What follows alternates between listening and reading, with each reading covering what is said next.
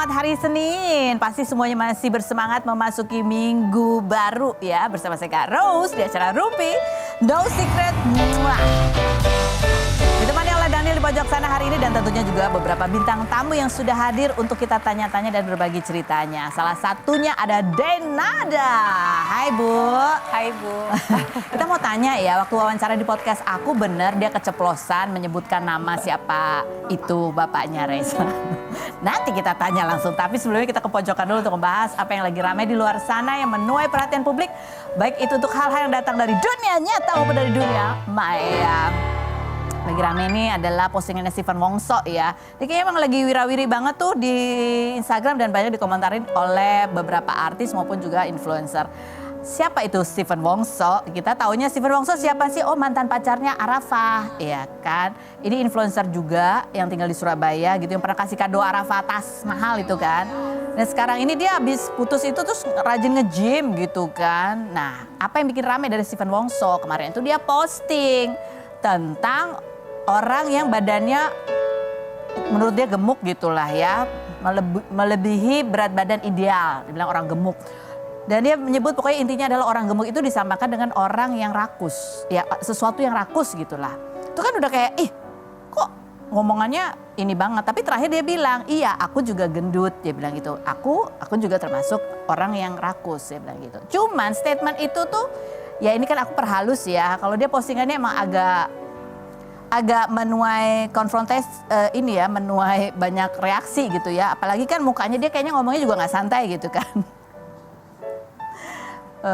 Terus akhirnya dikomentarin oleh banyak. Salah satu yang mengomentarin adalah Eri Makmur. Ya ini captionnya coba kita lihat. Ya, Eri Makmur juga nge-stitch videonya. Eri Makmur ini kan juga aktor yang pernah membagikan perjalanan dia untuk hidup sehat dan menjadi langsing. Ya tadinya dia juga obesitas ya, berat badannya melebihi berat badan normal. Dia bilang gini, perkenalkan saya Eri Makmur, saya mantan obesitas, dia bilang gitu. Melalui postingan ini saya mengajak untuk berjumpa dan bertabayun kalau soal lempar opini via Reels dikhawatirkan akan sangat melenceng dari konteks. Kapan ada di mananya saya ngikutin jadwal Stephen aja. Sebelumnya maaf berkomunikasi via konten ini karena DM saya belum direspon Stephen. Salam hangat Eri Makmur. Untuk teman-teman sehatku, tolong bantu mention yang bersangkutan biar terbaca. Terima kasih gitu ya.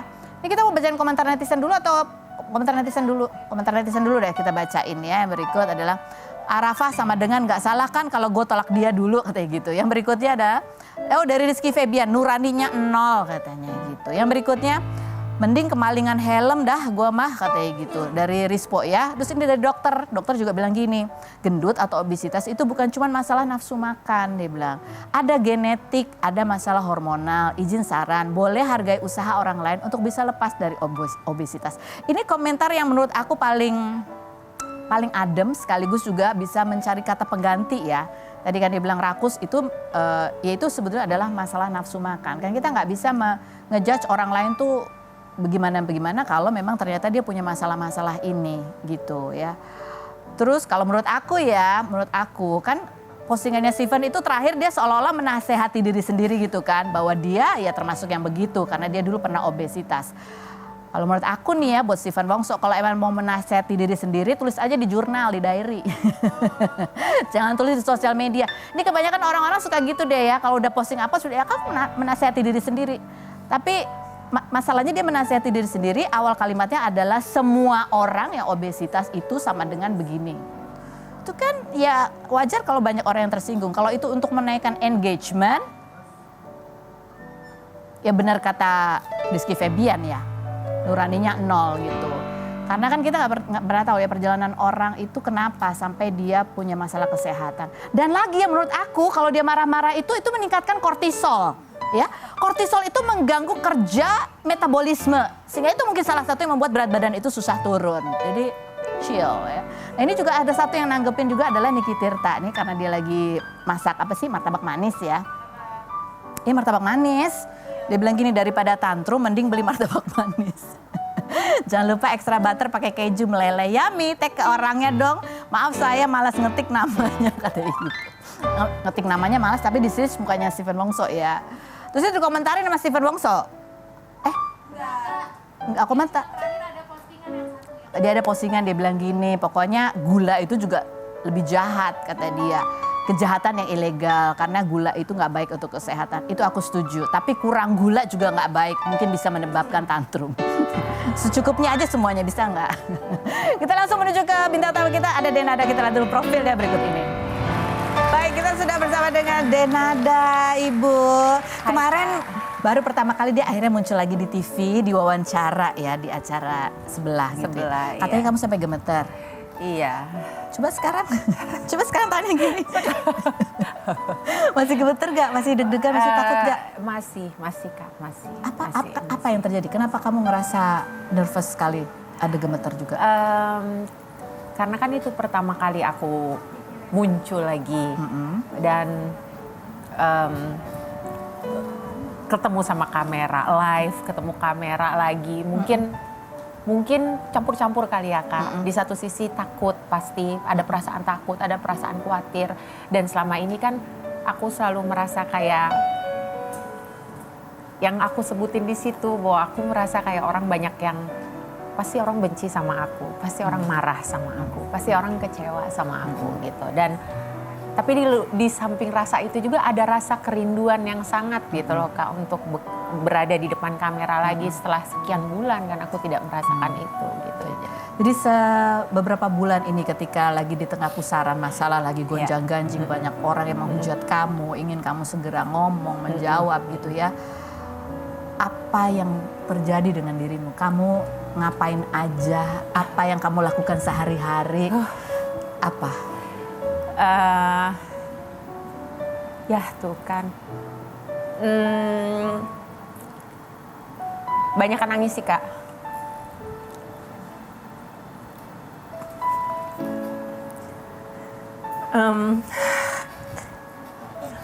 Yang paling berat mungkin karena merasa sendiri. Merasa sendiri.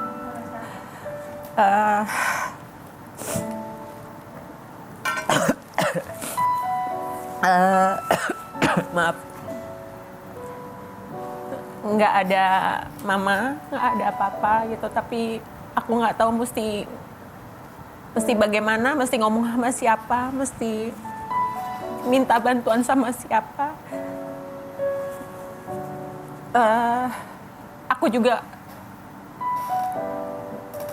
Aku punya adik-adik Kak, tapi adik-adik aku satu ada di Australia, yang satu di Banyuwangi. Adik-adik aku yang lain juga masih dalam keadaan yang mungkin belum pernah ketemu media juga. Mereka juga belum pernah mengalami situasi seperti ini gitu. Jadi aku benar-benar merasa sendiri dan aku bingung mesti bagaimana. Tapi di saat yang sama aku merasa bersalah. Aku juga merasa orang semua benci sama aku. Dan aku penyesalan terhadap diriku sendiri dan apa yang sudah terjadi. Dan aku tahu itu semua salahku. Dan itu yang jujur sampai saat ini juga belum over Kak, belum selesai. Apa yang belum over? Perasaan itu, Perasaan sendiri, perasaan merasa bersalah, perasaan bahwa aku tidak tahu bagaimana caranya bisa ngebenerin semua ini, tapi aku tahu mungkin emang nggak ada yang bisa aku lakukan untuk itu juga gitu loh Kak. Tapi kan itu jadi di hari-hari aku itu menjadi hal yang terus terang menyakiti aku juga gitu, karena aku tahu ini salahku tapi aku tidak bisa melakukan apa-apa juga untuk ngebenerinnya, dan untuk kedepannya pun aku nggak tahu harus bagaimana. Aku benar-benar nggak tahu Kak, nggak tahu, tapi aku tahu aku tetap harus berfungsi. Dalam tanda kutip, aku seorang ibu dan aku tetap harus berfungsi sebagai seorang ibu gitu, sebagai seorang ibu tunggal. Jadi aku harus berfungsi sebagai seorang ibu tunggal. Jadi aku berusaha menarik diri aku dan mengumpulkan semua kekuatan aku dan kemampuan aku untuk tetap bisa berfungsi. Itu yang itu kamu proses badainya, dimana kamu ngerasa sendiri. Iya.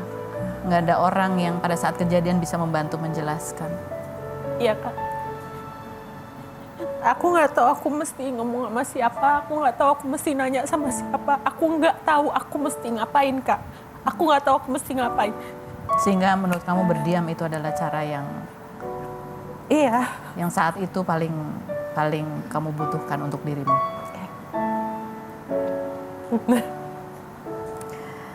Nih ya kemarin sudah ada pertemuan Denada dengan Resa dan juga Om dan Tante kamu gitu ya. Dan ini kalau kita lihat Resa juga sering live gitu ya. Dan terakhir nih live-nya di tanggal berapa dia live?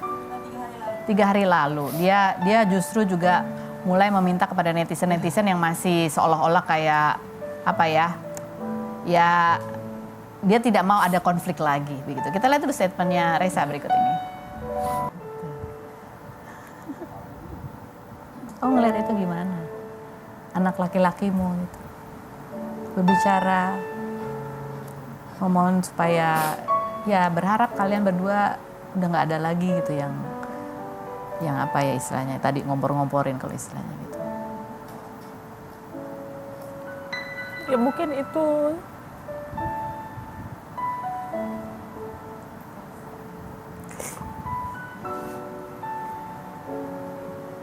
berasa sebagai seorang ibu di saat aku merasa nggak ada mama, nggak ada papa, nggak ada orang-orang yang bisa nolongin aku. Tiba-tiba dia ngomong kayak gitu, membela aku.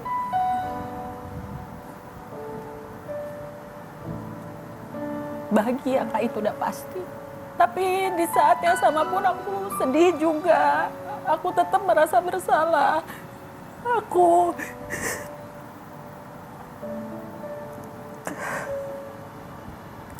tahu aku nggak bisa memutar waktu kembali dan aku nggak tahu aku harus bagaimana untuk ngebenerin ini sama dia ke depannya. Dan jujur sebenarnya pada saat kita ketemu pun itu dia, waktu aku ketemu sama dia tuh Kak, aku nggak bisa ngomong apa-apa. Pada saat aku buka pintu, aku ngeliat dia, aku cuma langsung nangis, aku peluk dia, dan dia juga peluk aku, dan dia nangis. Dan di situ kita saling, aku ngomong sama dia, maaf ya, maafin ibu, maafin ibu. Dia pun sama, maaf ya, maaf gitu. Itu menyejukkan, menyamankan, merasakan kasih sayang. Yang selama ini kan sebenarnya kan aku idam-idamkan Kak. Aku juga selama ini juga aku kepengen ngerasain itu, dipeluk sama dia sebagai seorang anak yang meluk ibunya, anak laki-laki yang meluk ibunya.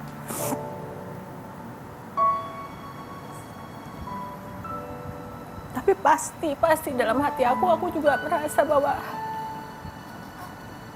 sekian lama aku kehilangan ini karena diriku sendiri. Masih ada rasa penyesalan, Masih. tapi bahagia. Masih menjadi proses kamu. Iya Kak. Jadi rasanya itu ya, ketemu sama darah dagingmu sendiri dan bisa sedekat itu gitu. Dan bisa ngomong apapun yang mau aku omongin ke dia sebagai seorang ibu ke seorang anak Kak. Kalau selama ini aku kan ngomong sama dia kan selalu ada perantaranya, selalu ada mama. Kalau aku mau ngomong sama dia, misalnya aku mau ngomong sama dia, ini juga pernah aku omongin, kemarin juga aku omongin. Salah satu hal yang aku akhirnya seneng banget itu hal kecil. Selalu dulu aku ngomong, gantengnya ngomongnya sama mama gitu. Mama juga gitu, Resa ganteng loh, sama almarhumah selalu gitu. Kemarin pas aku lagi ngelihat dia lagi live gitu, aku capture, aku kirim ke dia. Aku bilang, ibu tadi ngelihat kamu lagi live. Ya anak ibu ganteng ya, itu aja aku seneng banget Kak. Aku bisa ngomong sama dia apa yang pengen aku omongin sebagai seorang ibu kepada anaknya. Rindu loh Kak, pengen. Ini ada pertemuan kamu ya, ini yang terjadi di saat menjelang Lebaran gitu ya. Dan pada saat Lebaran juga akhirnya kamu ada pertemuan lagi kedua gitu. Iya. Ini yang tadi diceritakan saling diem, kebayang sih nggak bisa ngomong apa-apa gitu ya. Iya. Tapi ada rasa gini nggak sih kayak ketemu sama, ibaratnya kayak botol ketemu sama tutup gitu. It's part of bagian dari hidupmu gitu kan. Iya. Mungkin apa ya Kak, namanya Kakak tahu nggak, sekian hari sebelum aku ketemu sama dia itu aku nggak bisa tidur. Dan ternyata Reza juga nggak bisa tidur. Oh ya? Iya, kita sama-sama ngomong, dia ngomong, aku nggak bisa tidur, sama aku juga nggak bisa tidur, aku bilang gitu. Dan di sepanjang waktu menunggu untuk hari pertemuan itu aku tuh nangis terus Kak. Karena aku kayak aduh akan bagaimana ya nanti, dia akan bagaimana. Kalau aku udah tahu aku akan bagaimana, tapi aku kan bagaimana dia akan sama aku gitu. Tapi pada saat ketemu gitu, aku buka pintu itu Kak, aku ngelihat dia di situ itu aku benar-benar langsung kayak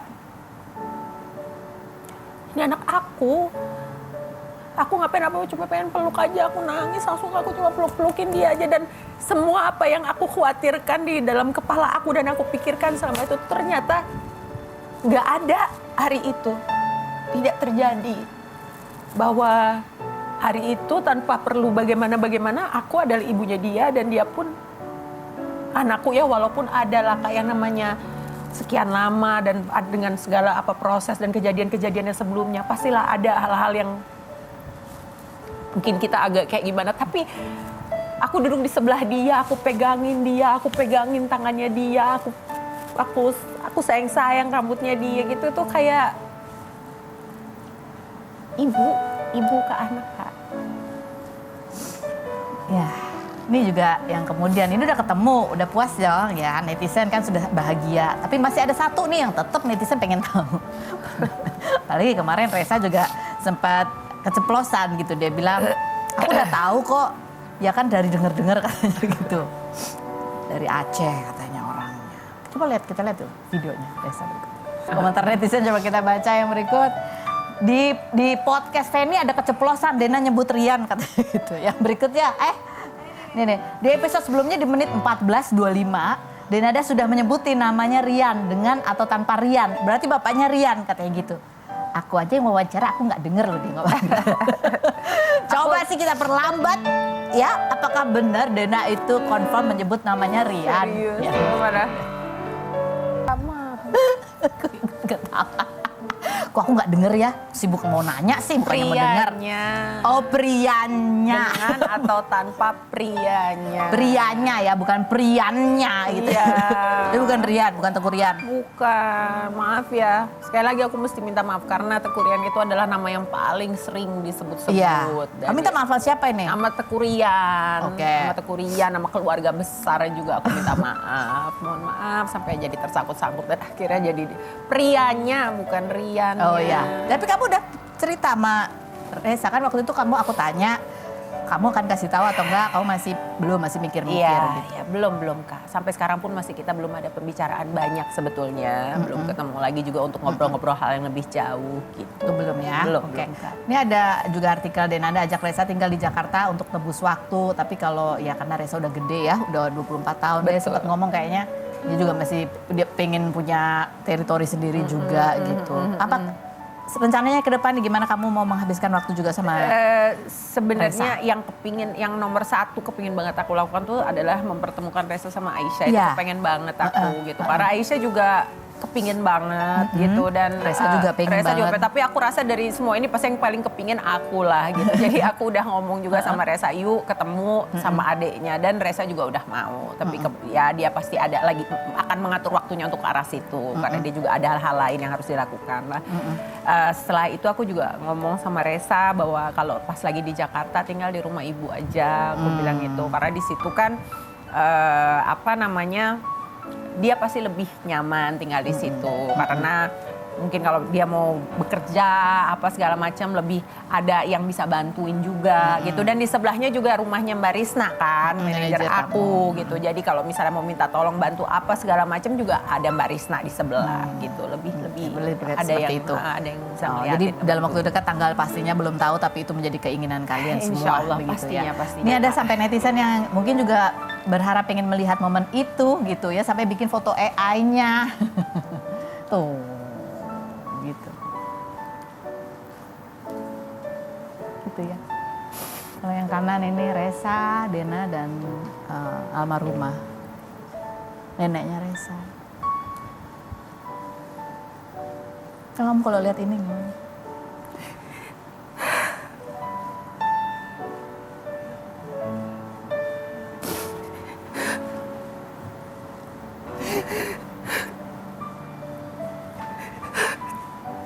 saya bisa berkata-kata ya. Semoga yang sama anak-anak semuanya insya Allah bisa segera terwujud. Amin. Tapi di tengah ini kan sebetulnya kenapa berita ini juga akhirnya mencuat, salah satunya adalah karena kabar ada gugatan sebelumnya begitu ya, ada gugatan. Kalau dari Reza kan ingin mendapatkan pengakuan, ingin mendapatkan jawaban yang pasti, dan alhamdulillah itu sudah terjawab, sudah ketemu, sudah berpelukan, sudah bisa manggil ibu gitu ya. Tapi benarkah bahwa ini tuntutan, ada yang gugatan 7 miliar dari aku nggak tahu ini dari yang diajukan oleh kuasa hukumnya itu akhirnya udah dicabut atau gimana sebetulnya? Terakhir kali aku udah sempet ngobrol juga sama Reza, juga sama Mbak Sheila juga gitu, dan memang informasinya belum dicabut. Sheila ini adalah anaknya Om Dino dan Tante Rati. Tapi sebetulnya kalian inginnya ya udah ini kembali, ini kan masalah keluarga begitu ya? Iya betul. Reza juga pada saat kita ketemu waktu pertama pun Reza pun bilang gitu bahwa dia pun tidak mungkin bisa dipahami ya Kak, dia tidak mengerti dan dia tidak menyangka bahwa semuanya akan menjadi seperti ini gitu, sehingga dia pun menyatakan bahwa dia kepengen menyudahi semuanya gitu. Karena biar bagaimanapun ya jalan damai udah ketemu itu kan lebih menenangkan buat semuanya Kak, gitu ya, Kak, lebih peaceful. Iya Kak. Jadi kamu dari pihak hanya menunggu aja seperti apa dari pihak sana. Aku nunggu aja ya. Oke. Ini nanti ada satu cerita menarik juga sih yang sebenarnya aku cuma dengar ceritanya aja tapi detailnya aku belum tahu. Pada saat pertemuannya yang kedua gitu ya, kamu sebetulnya udah ada dalam pesawat nih menuju ke Singapura. Udah pakai seatbelt. Gimana itu ceritanya ya? Tapi nanti ya, selain berikut ini jangan kemana-mana, tetap di Rumpi No Secret.